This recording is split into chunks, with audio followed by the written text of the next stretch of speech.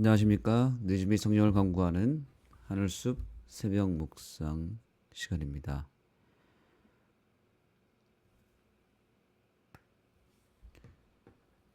이스라엘 백성들이 전쟁에서 승리하는 가운데서 또한 결정적인 실수와 또 실패를 경험합니다. 그것이 여호수아 7장에 나타나는 아이성과의 전쟁에서 패배하는 장면입니다.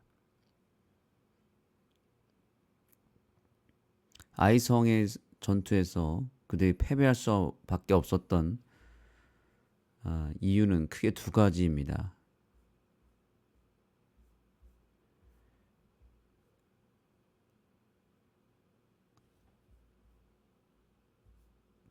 두 가지 이유에 대해서 저자는 이렇게 얘기합니다. 이스라엘이 아이 사람들에게 패배한 이유는 아간의 죄 그리고 이스라엘 백성이 자신의 힘을 과신했던 두 가지 이유 때문이었다. 아간이라고 하는 한 사람의 죄로 인해서 아이성 정복이 불가능했던 것이고요. 또 한 가지는 이스라엘 백성들이 그동안 너무나 많은 승리를 이루었기 때문에 그 승리에 도취된 나머지 아이성의 전투에서 그들은 자신의 능력을 너무나 크게 의지했고 자신의 능력으로 아이성의 전투에 임했기 때문에 질 수밖에 없었던 것입니다. 아이성이라고 하는 것은 이름의 뜻이 아주 작은 성 이렇게 의미를 갖고 있는데 또 이름도 약간 커 보이지가 않죠. 아이라는 우리나라 말과도 조금 비슷한 것 같은데요. 아이와 같은 성, 작은 성. 여리고 성에 비하면 너무나 작고 얼마든지 마음만 먹으면 이길 수 있을 것 같은 그런 초라한 느낌을 가지고 있습니다. 그래서 이스라엘 백성들은 아이성을 공격하기 전에 주님의 뜻을 묻지 않고 적의 세력을 과소평가하게 만들었다고 기술하고 있습니다. 실제로 이스라엘 백성들은 아이성 전투에 있어서 긴장감도 상실하고 또한 하나님의 뜻을 묻지도 않고 너무나 아니란 생각을 가지고 전쟁에 임했습니다. 그동안 이겼던 승리의 경험들을 생각하며 아이성의 전투도 당연히 이길 것이라고 생각했습니다. 그런데 바로 실패는 성공의 그 그늘 아래서 이뤄지는 것입니다. 간절함이 사라지고 또한 얼마든지 내가 이길 수 있을 것이라고 하는, 내가 할 수 있다라고 하는 그런 안일함이 실패의 근원이 된다는 사실을 잊지 마시기 바랍니다. 그래서 잘 나갈 때 또 잘 됐을 때 조심해야 합니다. 가장 위험한 순간은 내가 성공한 다음에 내가 큰 일을 치른 다음에 이루어지는 그 직후의 순간이 가장 위험한 순간입니다. 다윗이 언제 무너졌습니까? 다윗이 골리앗을 이기고 또 왕이 되어서 승승장구하고 있을 때 가장 위험했습니다. 결국에는 다윗의 실패는 성공에 도취된 나머지 성공 직후에 성공의 절정에 이르렀을 때 그가 큰 실수를 범하고 결정적인 실패를 경험합니다. 여호수아 군대가 언제 무너졌습니까? 여리고성을 무너뜨리고 승승장구했을 때, 아이성을 무시했을 때, 아이성을 정복할 때 그들이 긴장의 끈을 놓았을 때 결국에는 아이성으로부터 처절한 패배를 맞이하게 되었습니다. 오늘 내 인생에 여리고성을 정복하고 또 승리의 경험을 하고 또 성공의 연속성 안에서 혹시 내가 긴장의 끈을 놓고 있는 것은 아닌지, 그래서 작은 전쟁에 임하는 내가 하나님을 의지하는 것을 망각하고 나 자신의 능력을 의지하고 있는 것은 아닌지 돌아보았으면 좋겠습니다. 성공과 실패의 기로에서 우리는 조금이라도 주님을 의지하는 그 믿음이 사라지는 순간 우리가 얼마든지 무너질 수 있고 실패할 수 있음을 잊지 마시기 바랍니다. 두 번째로 결정적인 패배의 원인은 바로 아간의 죄였습니다. 성경은 아간의 죄를 주목하고 있습니다. 아간이 잘 알듯이 아간이 하나님의 언약을 어기고 그가 범죄하였습니다.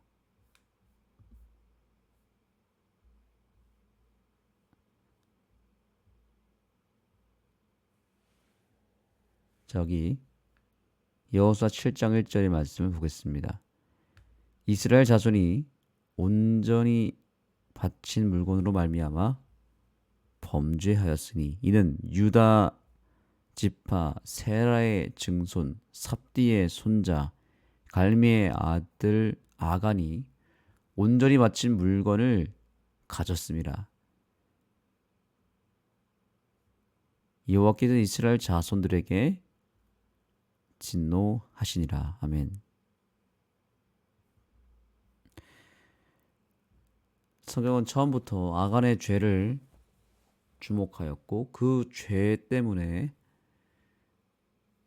그 드러나지 않았지만 숨겨진 그 죄로 인해서 이스라엘 백성들이 언약을 어겼으며 그들은 그 죄로 인해서 실패할 것이라고 이야기합니다. 11절을 또한 읽겠습니다.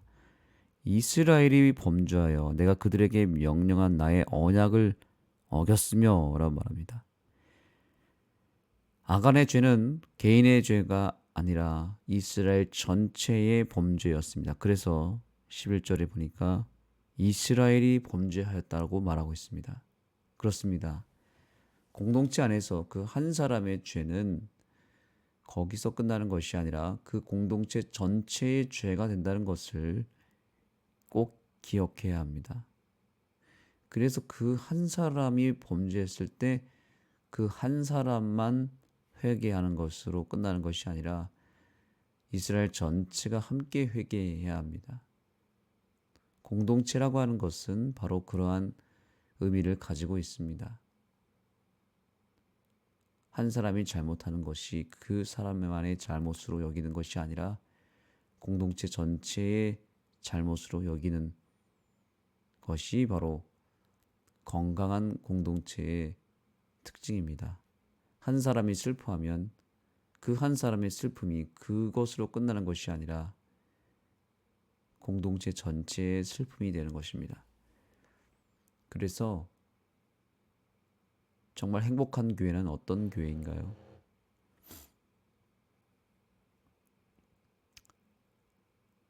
함께 울고 함께 웃는 교회입니다.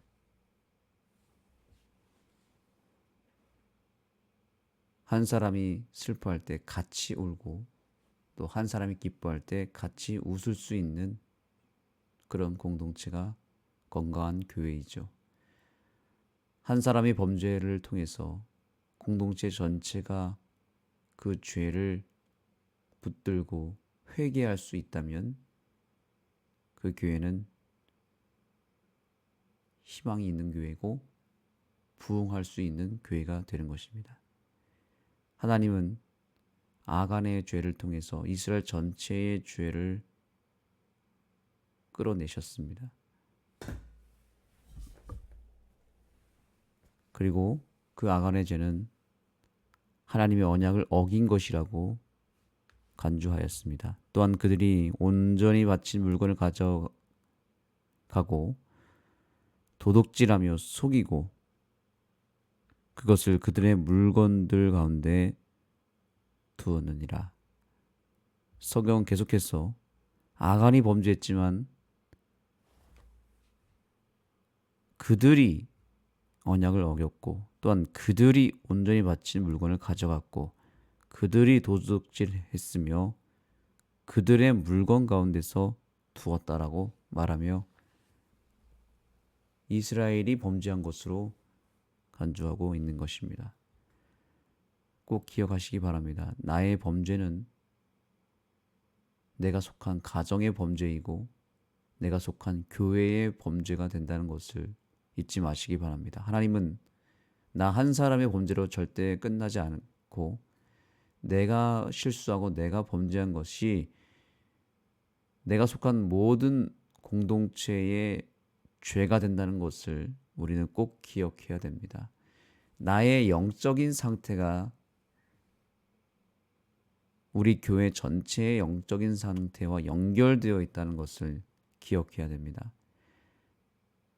그래서 나의 상태는 곧 내 가정의 상태를 상징하는 것입니다. 내 교회의 상태를 상징하는 것입니다. 그래서 내가 회개하는 것은 나 한 사람의 회개가 아니라 나의 교회가 회개하는 효과를 누리게 됩니다. 그래서 한 사람 한 사람이 그래서 중요한 것입니다. 교회는 그리스도의 몸으로 성경을 묘사하고 있죠. 그래서 신체의 어느 한 일부분이 아프면 전체가 아프잖아요. 어느 한 일부분이 골마서 썩게 되면 그것이 결과적으로는 그것을 방치하고 내버려 두면 점점 더 그것이 퍼지게 되고 그 고통은 몸 전체가 떠안게 되는 것입니다. 그러므로 오늘 우리는 나의 죄를 숨겨진 죄를 파헤쳐서 드러내야 합니다. 그리고 그 죄를 진심으로 회개해야 됩니다. 오늘 교훈의 말씀을 읽어보면 우리의 죄가 얼마나 심각한 죄인지를 알게 됩니다. 이스라엘의 언약은 개인과 공동체의 차원 모두를 포함한다. 따라서 구성원 중 한 명이나 일부의 죄는 언약 공동체 전체의 유죄로 간주되었다. 이것이 오늘의 결론입니다. 이것은 한 개인의 죄가 아니라 주님과 이스라엘 전체 사이의 언약 그리고 그 언약을 어긴 것이 된다는 것입니다. 하나님은 한 사람의 죄를 통해서 언약 공동체 전체가 그 죄를 감당하게 하십니다. 한 사람의 죄를 한 사람에게만 책임을 묻는 것이 아니라 공동체 전체에게 그 짐을 지우신다는 사실을 기억하시게 되기를 소망합니다. 언약의 관점에서 이스라엘은 하나님께서 택하신 민족으로서 분리될 수 없는 연합체로 여겨진다. 따라서 그 구성원 중 한 사람 혹은 몇 사람의 죄라 하더라도 언약 공동체 전체가 죄를 함께 감당하는 것이다. 그렇습니다. 언약 공동체 전체의 죄는 나의 죄가 될 수도 있고 내 옆 사람의 죄가 될 수도 있습니다. 내 자녀의 죄가 될 수도 있습니다. 그러나 그것은 바로 전체의 죄가 된다는 것을 꼭 기억하게 되기를 소망합니다. 그래서 이것은 나 스스로가 열심히 하나님 앞에 죄를 고하고 회개하는 것이 내 공동체 전체의 운명과 연결되어 있다는 것을 기억하며 오늘 하루 내 속에 있는 아간과 같은 숨겨진 죄가 있다면 주님 앞에 그 죄를 드러내고 진심으로 회개하는 이 아침이 되기를 소망합니다. 기도하겠습니다. 하나님, 오늘 우리에게 아간의 범죄를 통하여 한 개인의 숨겨진 죄가 공동체 전체의 죄가 된다는 사실을 알려주셔서 감사합니다. 바이러스 하나가 몸으로 들어와서 어느 한 부분을 무너뜨리고 또한 그 몸 전체를 아프게 만드는 것처럼 한 개인의 죄가 공동체 전체를 고통스럽게 하는 영적 바이러스가 된다는 사실을 기억하는 이 아침이 되게 해주셔서 우리 안에 있는, 우리 마음속 깊은 곳에 숨어 있는 그 죄의 바이러스를 주님께서 드러내 주시고 또한 그것을 우리의 공동체 안에서 철저하게 퇴출시켜 주셔서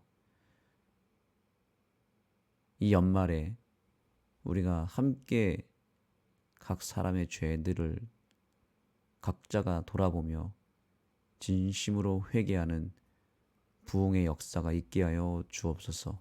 이 아침 나 한 사람의 회개가 우리의 공동체를 더 건강하게 하고 더 깨끗하게 한다는 사실을 기억하며 진심으로 진정으로 죄를 회개하는 기도 시간이 되게 하여 주옵소서. 예수님의 이름으로 간절히 기도드립니다. 아멘. 각자 개인 기도하시면서 우리 속에 숨겨진 죄악들을 주님 앞에 솔직하게 고백하게 되기를 소망합니다. 그 죄를 오늘 드러내지 않고 회개하지 않고 방치해 둔다면 그 죄가 결정적으로 우리의 가정과 또한 우리 교회를 무너뜨리는 매우 결정적인 원인이 된다는 사실을 기억하며 용기를 내어 주님 앞에 회개하는 이 시간이 되기를 소망합니다.